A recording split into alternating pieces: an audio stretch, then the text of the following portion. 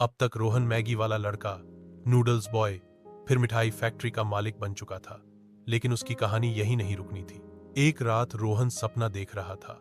वो एक रंग बिरंगी ट्रेन में बैठा था जो आइसक्रीम के ट्रैक पर दौड़ रही थी।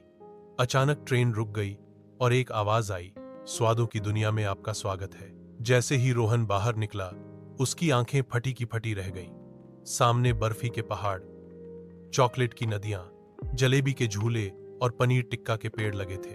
हर चीज खाने लायक थी और स्वाद में बेमिसाल। एक काजू कतली पुलिस वाला पास आया और बोला, आप ही हैं ना वो रोहन?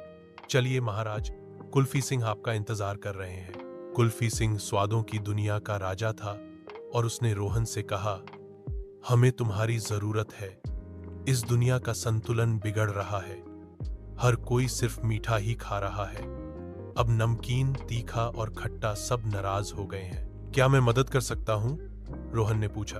राजा बोले, तुम्हारे पास सब स्वाद बनाने की शक्ति है। हमें जरूरत है स्वाद संतुलन की। अब रोहन ने काम शुरू किया। उसने नमकीन पकोड़ों के लिए नमक का बादल बनाया, अचारों के लिए खट्टा बारिश और तीखे चिप्स के लिए मिर्ची की फसल बोई। धीरे धीरे पूरा स्वादों का संसार संतुलन में आ गया। अब वहां हर स्वाद की इज्जत थी। मीठा, नमकीन, खट्टा, तीखा, कढ़ा और माइल्ड सब साथ रहते थे। राजा ने रोहन को स्वाद सम्राट की उपाधि दी और बोला, जब भी इस दुनिया में स्वाद बिगड़ेंगे, तुम हमारे रक्षक बनोगे। रोहन मुस्कुराया और एक चॉकलेट के रॉकेट में बैठकर वापस अपने कमरे में लौट आया। अगली सुबह उसकी टेबल पर एक चमचमाती किताब रखी थी, स्वादों की दुनिया का नक्शा और एक नोट। अब तुम केवल खाना नहीं बनाते, तुम स्वादों के सुपर हीरो हो।